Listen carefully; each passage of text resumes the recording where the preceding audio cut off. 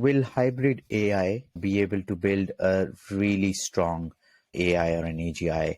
Hybrid AI means the combination of neural networks and classic rule-based AI, because they can together help overcome the problem of deep learning and its limitations. So, So what do you think? Yeah, so I think that, when you want to start building, using deep neural networks and using rule-based AI as or rule-based programming as a building block or as a component, you start building with bigger components, and then you can get a more generalizable system that way. Right.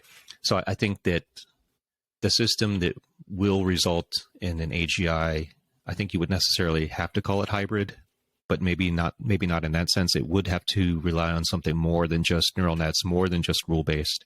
It will be a combination of different types of ideas. I think I think that both rule-based AI in the way that, you think of expert systems, and then neural networks today, the way we think of deep neural networks, I think those are still both things that are acting at too high level or maybe not abstract enough.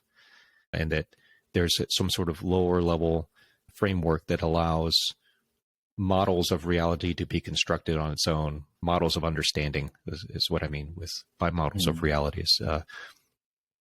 There's probably some, base reality that exists, and the best we can do to navigate this world is to come up with models based on our observations and being in the world and being able to act on the world that makes sense in some domain, and that, we have to be able to hold in our brains, the way that we do.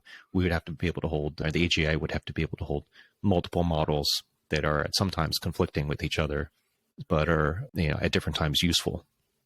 So you think of an AGI that came up with Newtonian physics and an AGI that came up with relativistic physics, based on observations, but both are very useful, like in their own domains. So, it's a lot less complex to run Newtonian physics equations, when you're traveling like way less than the speed of light, for instance. And so, to be able to have conflicting models, I think is something that humans do really well. And we like to say that we don't have cognitive dissonance and conflicting models, but it's something that humans do very well with. We don't crash when we have models that conflict with each other.